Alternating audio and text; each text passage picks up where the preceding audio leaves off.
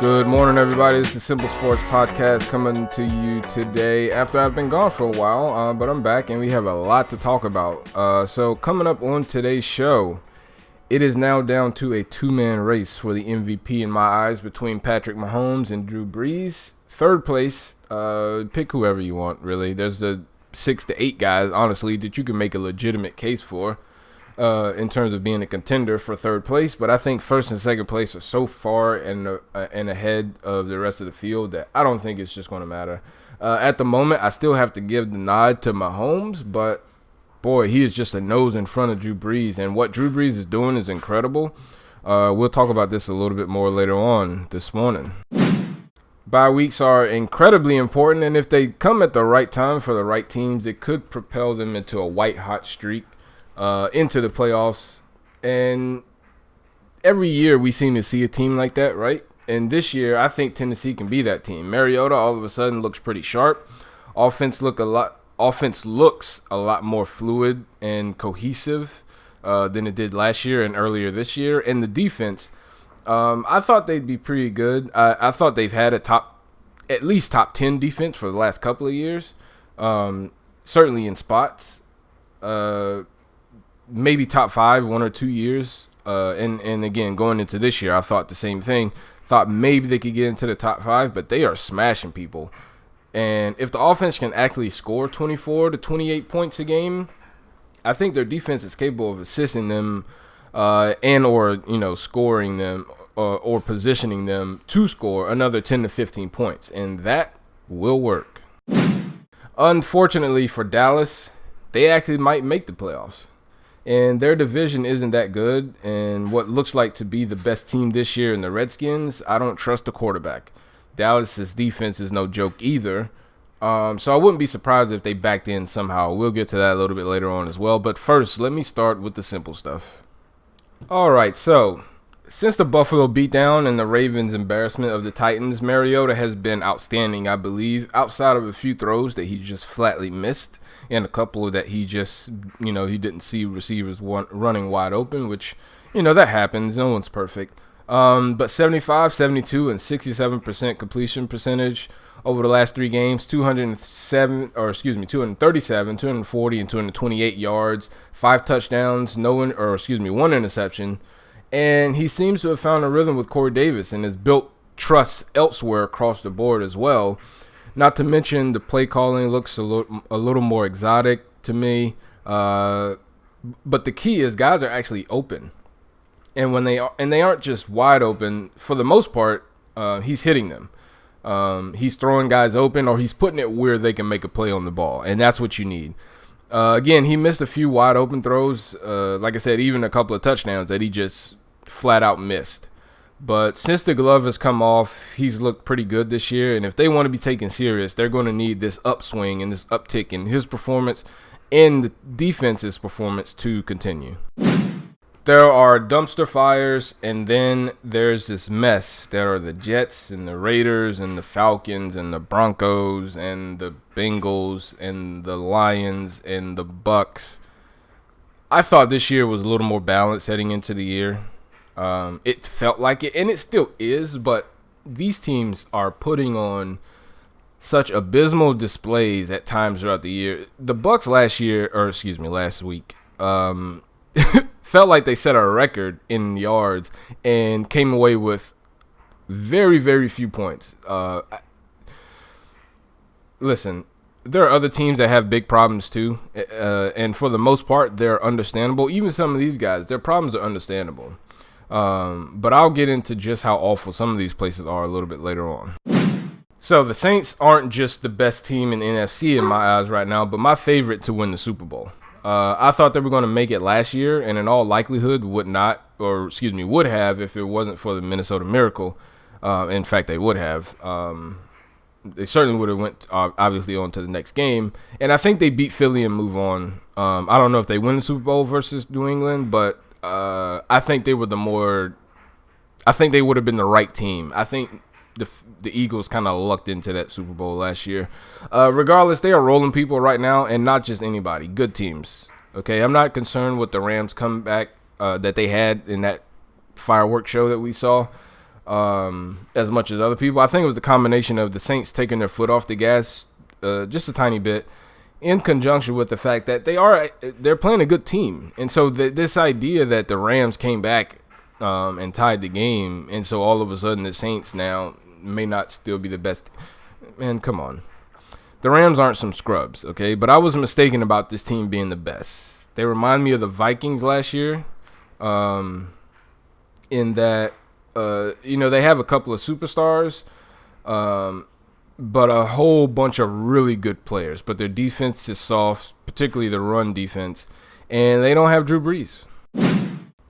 All right, guys. So, a lot of stuff to get to today. Some big stuff we want to talk about. Let's start with the Titans. So, prior to the season, I thought the Titans could win 10, maybe 11 games if things go well, based on the schedule, and that still is on the board. They really only played 2 bad games in my eyes all year. That was against the Bills and the Ravens. They played okay against the Chargers, and while it wasn't their best game, they had chances to win that game, and so I didn't think they played bad. And plus, it was Mariota's first game, I believe, without the glove. I don't know. I thought they played okay. And I'm not counting opening day against the Dolphins. That day was just a mess all across the board. That game didn't even count to me. It was like an 8-hour game. It was and on top of it being the first game of the year, they brought the Titans off the bus to finish the game. It was just odd all the way across the board. And so I mean, you have to count it obviously in the record, but in terms of performance, I didn't count that one. And so 2 bad games to me. I think the rest of the schedule is very workable. In fact, they are very much positioned to win out. 2 games against the Colts, and then a game against the Jags, who they've already beaten, the Texans, who they've beaten, the Jets, who are a mess, and the Redskins, none of which I don't think are not winnable. The offense seems to have turned a corner, and I think if they can score, again, like I said earlier, if they can score 24 to 28 points, all of their drives are about 7 to 10 plays, about 3.5 minutes per drive, which I'd like to see kick up to about 10 to 12 plays, maybe 5 to 7 minutes a drive. But nonetheless, if they can somehow get to 24 or 28 points, I think they have the best defense in football now. And the defense can assist in scoring, whether that be by, a pick six, a scoop and score, or field position. Winning the field position battle is critical as well, especially as you get later into the season. You will have yourself a Super Bowl contender if they can do these things. And so far, so good. If the defense can assist on another 10 to 13 points, you're looking at 33, 35, 34 points a week or a game. That's more than enough to beat most teams in the league. Again, considering the offense can keep pace with what they're doing and the defense as well, I think if they can score 30-plus points as a whole between the defense, setting the offense up for an easy score or 2, and then the offense doing the work themselves, they're good enough playing the way that they are that they can go very, very far, especially with the AFC sort of subsiding. Pittsburgh isn't that great to me. New England's come back to the field a little bit. The Chiefs are really good on offense, not so great on defense. So there's a lot of room for them. Everything seems to be on the upswing for the Titans. Mariota's playing better. Henry and Lewis, while not eye-popping and certainly not eye-popping all year, they're certainly getting better by the week. And the defense is playing lights out, as I said. The play calling is a lot more cohesive, a lot more fluid. And you can see the results in 2 straight dominant performances. All right, so up next, I want to talk about Tom Brady, okay? Everyone's panicking because they lost to the Titans. Tom Brady isn't done, folks, okay? He is the exact same guy he's been for the last 2 years. Smart, he's precise, takes his calculated shots down the field, but he is mostly in between the numbers, in between the hash, anywhere from 3 to 7 yards, and they just methodically move the ball down the field. The problem is when he is pressured, and that's the thing that beats him. He's beat by pressure, specifically up the middle, where he can't step up and throw the ball. And, of course, he's looking to throw it quick. So as a defense, all you have to do is have a capable pass rush and coverage that can win early. And what I mean by that is Tom Brady, in 2 to 2.5 seconds, that ball has gone from snap to in the receiver's hands. And you have to win that 2 to 3 second battle early. In fact, you have to win the 0 to 1 second battle. That first step or two is where you win, because again, he's looking to get the ball out quick. And usually, in terms of winning coverage early, usually that takes big physical, fast corners and safeties and linebackers who can run and bring that noise. And that's what the Titans have. Although Dory Jackson isn't that big, he's really, really fast, really, really quick. He got really good twitch movement. Butler, Ryan, Sims, those guys are all bigger, physical corners, not as fast, but certainly athletic enough, but not nearly as fast. But again, it's not necessarily about being the fastest. You need bigger corners if you're talking about winning coverage early in the down or early in the snap. It's why teams like Baltimore and in the Ray Lewis days gave him so much trouble. The Broncos with big corners like Talib and a monster pass rush. Jacksonville gives them trouble. They have big DBs and create major pressure up the middle as well. So it's no surprise to me that he looked the way he did, because that's the way all teams made him look as well. He's had a performance like that each of the last 5 or 6 years, with the exception of maybe last year. I don't recall one like that last year, but he's had one like that pretty much every year. The Chiefs give him trouble. Like I said, the Jags, the Titans this year. Teams with bigger DBs that can run and teams that can create a pass rush, especially that can hold up the middle and get pressure up the middle where he can't step up into the pocket and make a result. And when you can't win early in coverage and create movement on Brady, you're going to lose, period. The Titans were able to do that, and you saw the result. All right, so coming up later this week, later tonight, later next week, Sunday, all that stuff. We got a lot of games going on, a lot of NBA games, college football today, NFL tomorrow. Great stuff. Couple of pivotal matchups this week in the NFL. Playoff position on the line for the Titans facing off against the Colts. Should be a great game, but the Titans are trying to keep pace with the Texans.